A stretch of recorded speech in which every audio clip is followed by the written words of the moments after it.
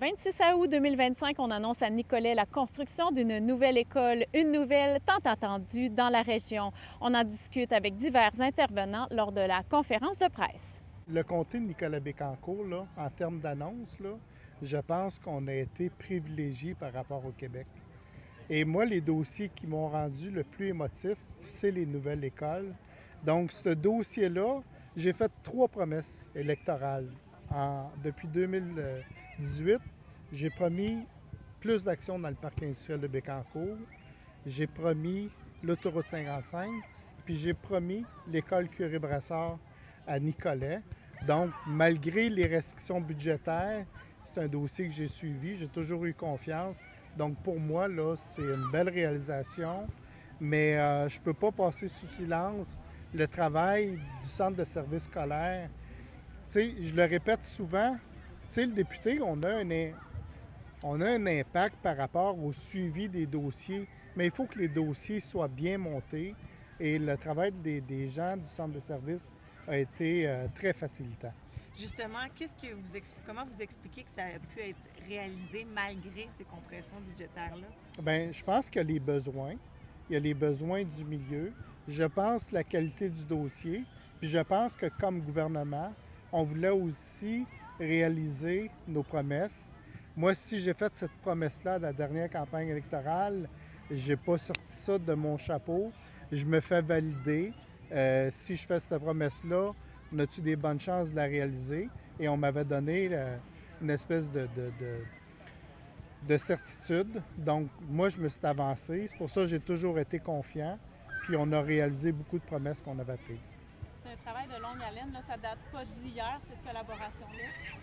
Non, mais écoutez, c'est quand même spécial. Si on part de Saint-Célestin, on a commencé avec Saint-Célestin. C'est une école qui était déficiente depuis longtemps au niveau de la structure. On a construit une des premières écoles, nouvelle signature, où le bois, l'aluminium et les grandes ouvertures là, dans les écoles. Donc, ça a été une école magnifique. Ensuite de ça, il y a eu l'école à Saint-Sylvain où il y avait eu un incendie. Et à l'époque, on disait que c'est peut-être pas nécessaire de reconstruire. Moi, je trouvais ça important pour la communauté. On le fait. Ensuite de ça, Baie-du-Fèvre, le plateau Laval, parce que... Puis, tu sais, je ne sais pas si vous réalisez, mais moi, là, je suis arrivé ici en 1994 et j'étais à la MRC Nicolet-Yamaska.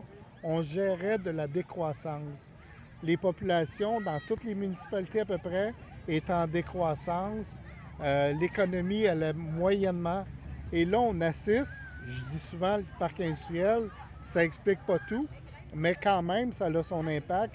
Puis là, on sent une effervescence au niveau de la région. On manque d'écoles, on construit des nouvelles écoles. Les populations, ils augmentent à peu près dans toutes les municipalités. Si vous vous promenez sur le territoire du multilogement, on ne voyait pas ça en construction, vous en voyez partout. Fait que moi, là, je suis très fier de ça, comment on a changé la dynamique économique de la région. C'est une annonce qu'on attendait. Hein? Nous, déjà en 2020, je ne sais pas, pour ceux qui étaient là, on avait fait une conférence de presse en Zoom avec un plexiglas entre nous pour dire que, parce qu'à l'époque, il y avait aussi des besoins à Bécancour, puis on s'était positionné pour dire que Nicolette, c'était une ville de savoir, c'était dans notre ADN. D'avoir une nouvelle école, on trouvait que c'était tout à fait approprié qu'elle se fasse ici. Donc, on s'était rapidement positionné, puis depuis 2020, on travaille avec le centre de service, avec le député, pour que cette école-là se construise. On a fourni des données, on a travaillé pour modéliser des choses. Donc, c'est le fruit d'un travail collectif qui aboutit aujourd'hui. Donc, on est vraiment fiers. Là, qu'est-ce qui va se passer avec le centre communautaire? En fait, le centre communautaire, déjà depuis 1 an, et même un peu plus d'1 an, on travaille avec eux pour les relocaliser.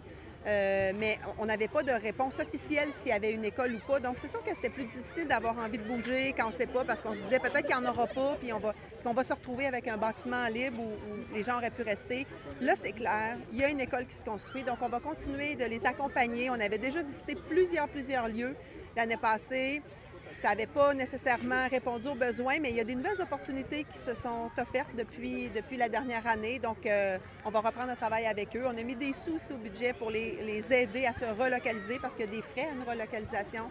Donc, on va les accompagner dans la recherche de logement, mais aussi financièrement. C'est combien d'organismes qui seront relocalisés? Puis ces 4 organismes qui sont là, on a l'aide alimentaire, la Maison des jeunes, le RDDS, les Chevaliers de Colomb. Les besoins sont très différents. On comprendra que pour l'aide alimentaire, ça prend aussi des frigos, ça prend de l'espace pour recevoir les gens, la Maison des jeunes. Il y en a que c'est seulement un local. Donc, il faut s'assurer qu'on répond aux besoins de ces 4 organismes-là, mais on va être là. En fait, ce matin, c'est une belle annonce. C'est une école de 12 classes avec un gymnase double. Tous les locaux, je pourrais dire, communs, qu'on se parle de salle à dîner, qu'on se parle de local interactif, qu'on se parle de bibliothèque et autres. C'est une belle annonce par rapport à notre centre de service. C'est un investissement de 27 millions de dollars qui desserviront essentiellement 288 élèves. Actuellement, si vous voyez, on est en travaux majeurs aussi dans l'école actuelle Curé-Brassard. Donc, on est dans notre 2e année de travaux majeurs. Ce qui vient nous soutenir dans ce volet-là de travaux majeurs, c'est qu'on a des modulaires. Donc, on a 10 modulaires, donc quelques modulaires pour les travaux majeurs, mais aussi des modulaires pour le débordement de capacité.